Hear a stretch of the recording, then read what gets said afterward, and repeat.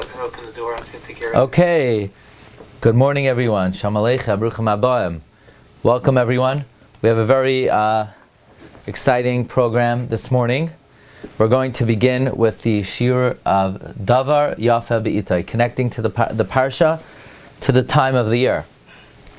If you want to receive the Marmakoimais, as well as the Shiur start times, please subscribe to our email, our weekly email. You could go to our site, rabbidg.com, and hit the subscribe button, and you'll get this message. So, for example, this morning you'll see this is the cover of the upcoming Sefer on Reb Meir. If anybody wants to still participate, you could join. And here we have all the Marmakoimos are given out, are sent through this email. Okay, so the first year, Davar, Yafeh Be'itai. Now this is a tough one, because here we are, we're in the middle of Chodesh Cheshvan, and what possibly could Parshas Vayeira have to do with Chodesh Cheshvan? I mean, I was getting nervous about this Parsha already last week. What possibly could we come up with in Parshas Vayeira to connect it to this time of the year? So, especially because we know that Yitzchak was born Pesach time, the Malachim come to him Pesach time, Sodom was destroyed Pesach time. The Akedah, none of these things seem to be connected to Chodesh Cheshvan. And a friend of mine, Rabbi Yisrael Eliezer Levi, sent me that if you look in the Sefer Reb Chaim Kanievsky, it's called L'Michsei Ha'atik. Michsei Ha'atik. Where Reb Chaim basically, whenever the Torah says something and information is sort of concealed, like the date that something happens, or who the Torah says a person went, Reb Chaim tells you what date it was, or who the person was. So, when did the Malachim come to Abraham? There are many opinions. The Mechilta says it was Pesach. Rashi even says, by the way, the Malachim came to Lloyd on Pesach. Some say it was Yud Beis Tishrei. That's the opinion of Pirkei Rebbe Lezer. The Rekeach says it was Erev Sukkos. Some say Shiva Asar B'Tammuz. But there's a Girsa in the Medrash that the Malachim came to Avram in Cheshvan. Why? How could such a thing be? Because regarding the birth of Yitzchak, Reb Chaim Kanievsky says, when was Yitzchak born? Some say the 15th of Nisan, Medrash Tanchuma. Some say Yud Aleph Nisan, a different Medrash Tanchuma and Pekudei. Some say Rosh Hashana.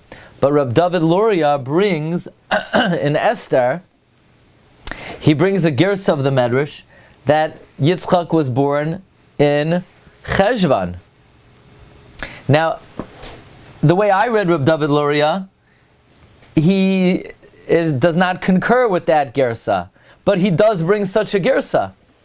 According to that Girsa, again, and Reb Chaim Kanievsky is bringing it as a valid opinion, according to the Girsa of Reb David Luria in the Medrash on Esther, I believe it comes from Even Yechia, then if Yitzchak was born in Chodesh Cheshvan, and the Malachim say, we're going to come back this time next year, and the Pasuk says, Sarah gave birth that time, a year later, that must mean if Yitzchak was born in Cheshvan, the Malachim must have come to Abraham in Cheshvan, which means Sodom was destroyed in Cheshvan.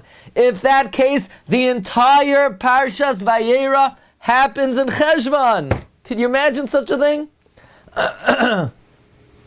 If not for this Seder that we have, connecting the Parsha to the time of the year, we never would have discovered this.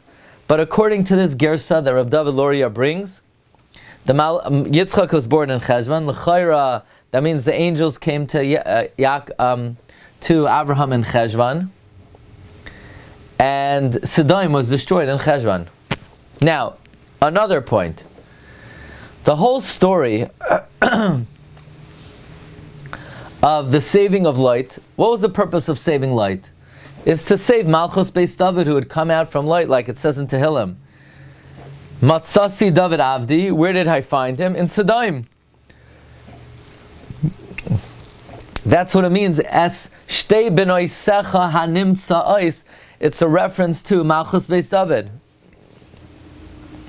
And we read it in Cheshvan, so it comes out very beautiful that one of the main episodes in this week's Parsha is the salvation of Lot, which really means the salvation of the Malchus Beis David.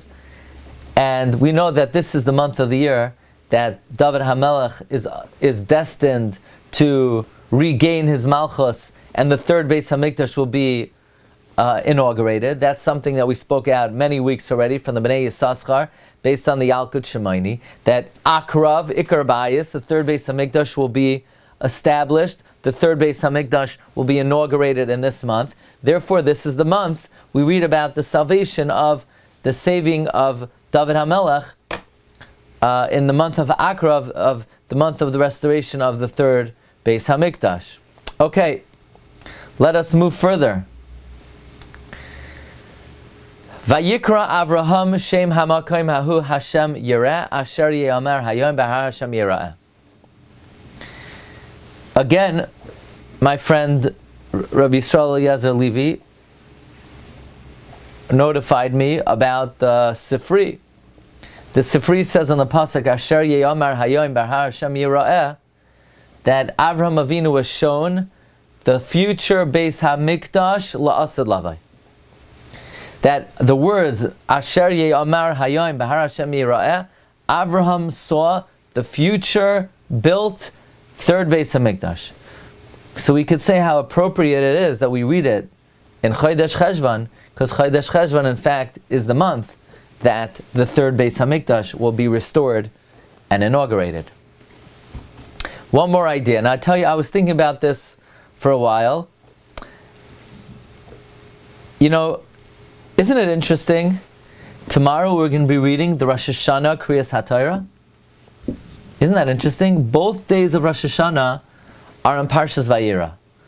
Vashem pakades Sarah kasher amar vayas l'Sarah. Right?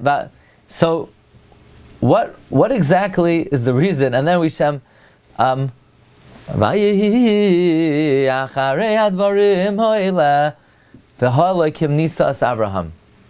Both days of Rosh Hashanah we read tomorrow. Why are we reading the Rosh Hashanah laning in Chodesh Cheshvan? Isn't that unusual? Why would the Hashgacha have it that we should read the Kriyas HaTorah of Rosh Hashanah and Cheshvan? But we mentioned a little bit ago that one of the reasons why it's called Mar Cheshvan, we quoted from the Chidushei Harim and from Reb Simcha Bunim of Parshas, as well as the Rebbe of Alexander, that Mar Cheshvan is a lashon of Merachshin Sifvasei. Like the Gemara says in Megillah, someone who davens, before he goes into the bathroom, he has to wait a few moments, because for a short amount of time after you're davening, your mouth is still going on autopilot. Rechushe merachshan sifase.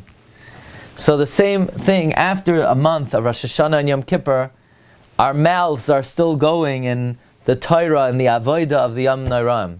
So perhaps to indicate that we're still Mar Cheshvan, our lips are still moving. My friend Reb Raphael Ansel of France shared with me that to indicate that in this month Rechushe Merachshan Savase, that's why it's called Mar Cheshvan. So we show that we're still connected to the Yom Noraim. Our mouths are still muttering and uttering the Kedusha, the Dvarim HaKadoshim from the Yom Noraim. Therefore, we continue in the laning, continues the Kriyas HaTorah from Rosh Hashanah. So this is what I got for you on Parshas Vayeira.